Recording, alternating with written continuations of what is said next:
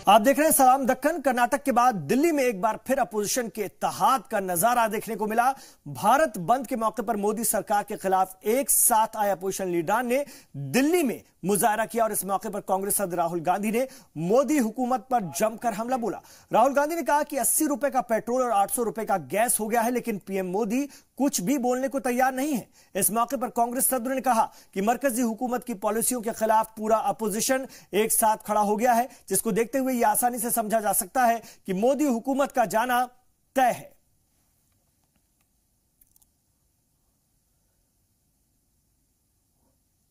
तो राहुल गांधी सहित 4 साल हो गए पूरा अपोजिशन एक स्टेज पर, और देश को साफ दिखाई देने लग गया है कि बीजेपी की सरकार ने क्या किया है। नरेंद्र मोदी जी कहते थे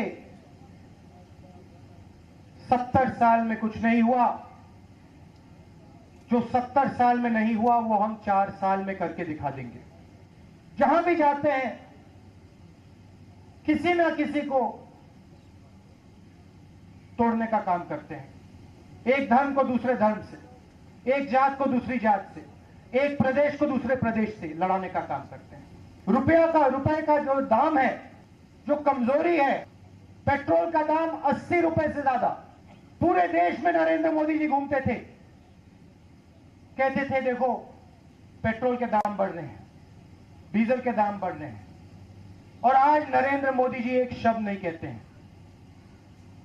गैस 400 रुपए से थोड़ा कम होता था, आज 800 रुपए का गैस हो गया है। पता नहीं कौन सी दुनिया में है, भाषण देते रहते हैं और देश उनको देखकर तंग आ गया है।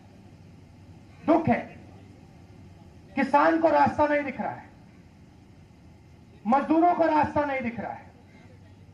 रास्ता हिंदुस्तान में आज सिर्फ 15-20 लोगों को दिखाई दे रहा है, वो है सबसे बड़े हिंदुस्तान के क्रोनी कैपिटलिस्ट। ये है देश की सच्चाई। और खुशी की बात है कि आज यहां इस स्टेज पे पूरे के पूरे विपक्षी दल एक साथ खड़े हुए हैं, बैठे, और ये एक रिफ्लेक्शन है, विचारधारा एक है, और हम एक साथ मिलकर, सब एक साथ मिलकर बीजेपी को हराने जा रहे हैं। तो भारत बंद के दौरान कांग्रेस की क़यादत में 21 अपोजिशन जमातों के लीडरान शामिल हुए, जिसमें कि बायां महाज कारकुनान ने बढ़ चढ़कर हिस्सा लिया। इस दौरान दिल्ली में बायां महाज के कई लीडरान को कुछ देर के लिए पुलिस ने हिरासत में भी लिया। इस मौके पर पार्टी लीडर सीताराम येचुरी ने कहा कि मोदी हुकूमत के खात्मे के लिए आवाम तैयार हो चुकी है, क्योंकि वो अपने किसी भी वादे पर खरे नहीं उतरे। इससे पहले राजघाट से कांग्रेस सदस्य राहुल गांधी की क़यादत में मार्च निकाला गया, जिससे अपोजिशन जमात के कई अहम लीडरान इसमें शरीक हुए। आदरणीय राहुल गांधी जी, सभी विपक्षी पार्टी एक साथ हम लोग पैदल मार्च कर रहे हैं। देश में महंगाई बढ़ रही है, देश में अनाचार अत्याचार और जो जनता के सामने वादे किए गए थे सभी जो है ढाक के 3 पात हो गए। हम लोग का साफ साफ है, देश को बचाना है तो भाजपा को भगाना है। रोको महंगी, बांधो दाम एक नहीं कर पाए, जो सरकार निकम्मी है वह सरकार बदलनी है। बस हम ये कह रहे हैं, आज ये पेट्रोल के दाम जो बेहद बढ़ गया और बढ़ रहे हैं अभी भी, आज ही के दिन फिर बढ़ा, और इसके पीछे कारण ये है कि सरकार अपनी राशि बढ़ाने के लिए सरकारी टैक्सेस को जो है बड़े पैमाने पर बढ़ाई पिछले 4 साल में, और ये हो रहा है जुल्म लोगों के ऊपर, और उसके चलते हुए जो सरकार की राशि जो आ रही है उससे राहत दे रहे हैं वो उन लोगों को जो देश की बैंकों को लूटा और विदेश भाग गए, और उन लोगों के लिए 4 लाख करोड़ रुपए की, तकरीबन 4 लाख करोड़ रुपए की घोषणा पार्लियामेंट के अंदर बताती है सरकार राहत दिए, और आम आदमी के लिए इस तरह के आर्थिक बोझ, और अपने अन्नदाता को एक बार कर्ज माफ़ी करो ताकि वो आत्महत्या ना करे, तो वो नहीं सुनती। अपने नौजवान को जो आपने वादा किया था हर साल 2 करोड़ नए नौकरियों की सृष्टि, अब उल्टा इन 5 साल में 10 करोड़ नए नौकरियों की जगह अब जो नौकरी में था 4 साल पहले वो भी आज बेरोजगार है। Part of our All India call, protesting against the fuel price hike, and we courted arrest. We were detained by police, and we were in the police station. Now they let us off. They asked us if we want to go, we can leave. So they released us that way. आज सारे देश में communist पार्टियों की तरफ से मोदी सरकार की जनविरोधी नीतियों के खिलाफ, बढ़ती महंगाई के खिलाफ, रुपया का डॉलर के आगे लुढ़कना जो जारी है उसके खिलाफ, और पेट्रोल और डीजल के अंदर जो 85% टैक्स लगा दिया है, विदेशों में, मॉरिशस में, हांगकांग में, भूटान में 36 रुपए लीटर पेट्रोल, भारत में 86, 88, 90 रुपए पेट्रोल बम्बई में बिक रहा है। ये क्या नीति है? इस नीति से महंगाई बढ़ गई। अब तो सिर्फ ये है कि ये विरोध इसलिए है कि अब इस सरकार को विदा करने का समय है। हम लोग गिरफ्तार हुए हैं, सारे देश में हजारों हजार कार्यकर्ता वामपंथी दलों का और कांग्रेस के भी लोगों ने अलग से किया है। सब लोगों ने मिल करके हम अलग अलग प्रदर्शन कर रहे हैं और एक साथ हमला कर रहे हैं। मुल्क के दीगर रियासतों के साथ डेक्कन इलाके में भी भारत बंद का असर दिखा। कर्नाटक, तेलंगाना, आंध्रा, तमिलनाडु और केरल में भी लोग सड़कों पर उतरे और इस दौरान Congress, CPM, CPI, DMK, Kerala की अपोजिशन जमातें इसमें शामिल हुई। इस मौके पर हम आपको एक 4 तस्वीर दिखा रहे हैं जहां पर कर्नाटक, तेलंगाना, तमिलनाडु और केरल में दक्कन की रियासतें, जहां पर लीडरान पेट्रोल और डीजल की बढ़ रही कीमतों को लेकर के नाराजगी का इजहार करते हुए सड़कों पर उतर आए। तो बड़े मुजाहरे हुए आज इन चारों दक्कन रियासतों में, जहां पर लोगों ने खुल करके पेट्रोल डीजल की बढ़ी हुई कीमतों की मुखालफत की। See, the petroleum products are day by day the prices are increasing. People are suffering a lot. So we want the Modi Arasangam to reduce the petroleum prices. In order to do that, they have to reduce the taxes imposed on petroleum products. They are collecting 52% as taxes on petroleum products, which is the main reason for the increase in price of the petroleum products. So we want to reduce the taxes by which they can reduce the prices of the petroleum products. This is the only main demand to protest against the Modi government. ये protest तो पूरे देश में हो रहा है और इस प्रोटेस्ट में राहुल गांधी से लेकर सभी लोग पार्टिसिपेट कर रहे हैं और इसको सभी पार्टियों का सपोर्ट है। और ये जो ये हो रहा है, बंद हो रहा है, ये बहुत यशस्वी हो रहा है, लोगों का सपोर्ट है और लोग वॉलंटरली आ रहे हैं। महिलाओं का भी बहुत रोष है क्योंकि गैस के दाम बढ़े हैं, डीजल के दाम बढ़े हैं, इसलिए किसान भी बहुत परेशान है और उसका भी गुस्सा है।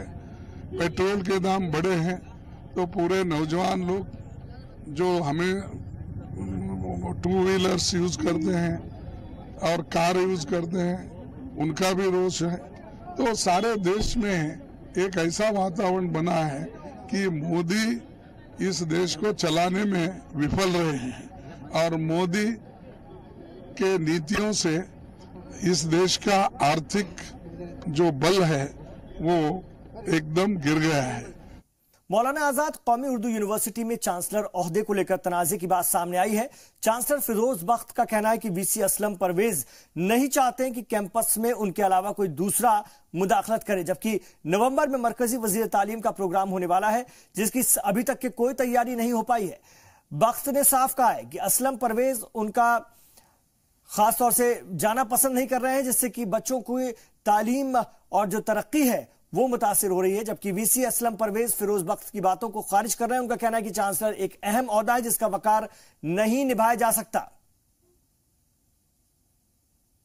कोई भी इदारा जो चलता है, अगर स्कूल है वो प्रिंसिपल से चलता है, यूनिवर्सिटी है वो चलती है वाइस चांसलर से। जैसे वाइस चांसलर होंगे वैसे ही यूनिवर्सिटी होगी। इसी तरह से हर यूनिवर्सिटी में एक चांसलर भी होते हैं।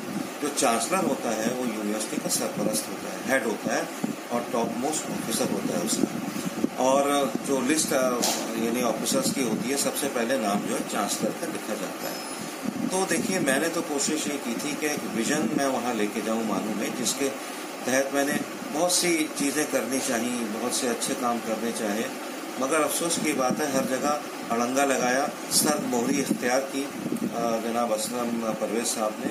और मुझे समझ में नहीं आया क्यों क्या ये गुरूर और तकब्बुर का नतीजा है? क्या ये एरोगेंस की आदत है?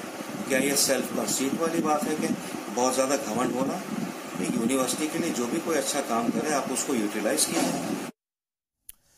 सैलाब लैंडस्लाइड से तबाही को लेकर कर्नाटक सीएम कुमारस्वामी ने पीएम नरेंद्र मोदी से मुलाकात की और इस दौरान उन्होंने रियासत में बारिश से भारी तबाही का जिक्र किया।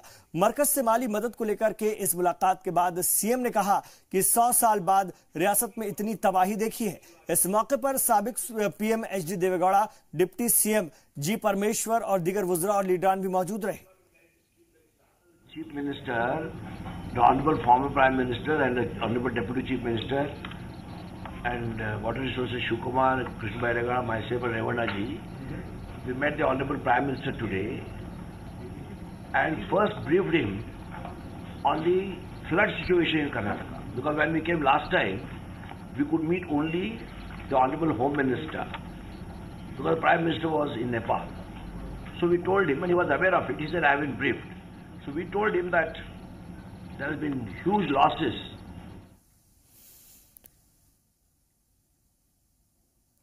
आज के इस भागदौड़ भरे दौर में जहां पर 60 साल की उम्र में ही लोग अपने काम से रिटायरमेंट ले लेते हैं, वहीं कर्नाटक के एक अगर हम बात करते हैं 89 साल बुजुर्ग पीएचडी करने की तैयारी में है।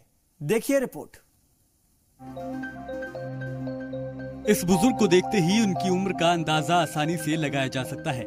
इनकी उम्र भले ही 90 साल हो चुकी हो, लेकिन इनका हौसला अभी भी बुलंद है। 89 साल की उम्र के इस शख्स का नाम शरण बसवराज बिसरली है, जिन्होंने इस पड़ाव में भी पीएचडी करने की ठानी है। इसके लिए बाकायदा इन्होंने एंट्रेंस टेस्ट दिया है। पेशे से उस्ताद रहे बसवराज आजादी की लड़ाई और हैदराबाद तहरीक में भी हिस्सा ले चुके हैं। कोप्पल के बिसरली गांव में पैदा हुए बसवराज की इस उम्र में भी तालीम हासिल करने की ख्वाहिश कम नहीं हुई है। तालीम के दौरान बचपन की परेशानियों का जिक्र करते हुए पढ़ाई के दौरान ही नौकरी मिल जाने की ख्वाहिश बची रह गई, जो वो हर साल पूरा करना चाहते हैं। रिटायरमेंट के बाद एलएलबी करने वाले बसवराज ने अनेक तंजीमों के लिए काम किया है। पीएचडी के एंट्रेंस एग्जाम में पिछले साल नाकाम रहने वाले बसवराज को इस बार नतीजे का इंतजार है, ताकि उनकी ये ख्वाहिश भी पूरी हो सके। जी सलाम के लिए ब्यूरो रिपोर्ट के साथ मासूम सिद्दीकी और माविया खान की रिपोर्ट।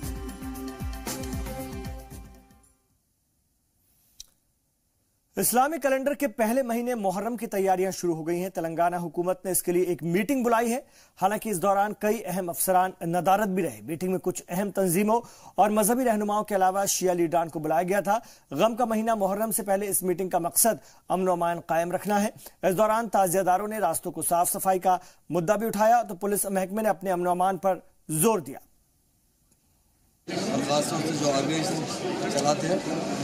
आशिर खानों के जो मुतवल्ली और हजरात की मीटिंग बुलाई गई थी, तमाम डिपार्टमेंट के अहदेदारों को बुलाया गया था। हर डिपार्टमेंट ने अपने अपने जिम्मेदारियों को किस तरह हल करने का पेश किया। ख़ासतौर से पुलिस और जीएसएमसी की ज़्यादा जिम्मेदारी होती है और तमाम लोगों ने जो आशिर खानों के बारे में हमें मशवरा दिया, रिपेयरिंग के बारे में, काम करने के बारे में, और हमारे ऑनरेबल सीएम साहब ने 1 करोड़ रुपये इस मुहर्रम के लिए सैंक्शन किए और मुहर्रम का पूरा इंतजाम हुकूमत की तरफ से किया जाता है। दूसरा किसी की तरफ से कोई इंतजाम नहीं होता। हर डिपार्टमेंट पे जो जिम्मेदारी है वो डिपार्टमेंट अपनी जिम्मेदारी पूरी करता है। केरल के साथ साथ मुल्क के दीगर इलाकों में हुए नन रेप जांच मामले में पुलिस पर लापरवाही के इल्जाम लग रहे हैं और इस मामले में रियासत की नन आज तीसरे दिन भी मुजाहरा कर रही हैं। उनका कहना है कि पुलिस बिशप के खिलाफ कार्रवाई में लापरवाही बरत रही है, जिससे कि मुतासिरा को इंसाफ मिलना मुश्किल होता जा रहा है।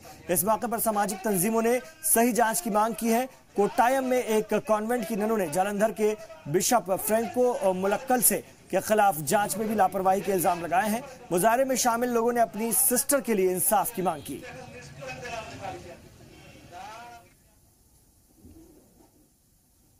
तो सलाम दक्कन में अभी इतना ही, लेकिन जी सलाम पर खबरों का सफर जारी है। आप रहिए जी सलाम के साथ।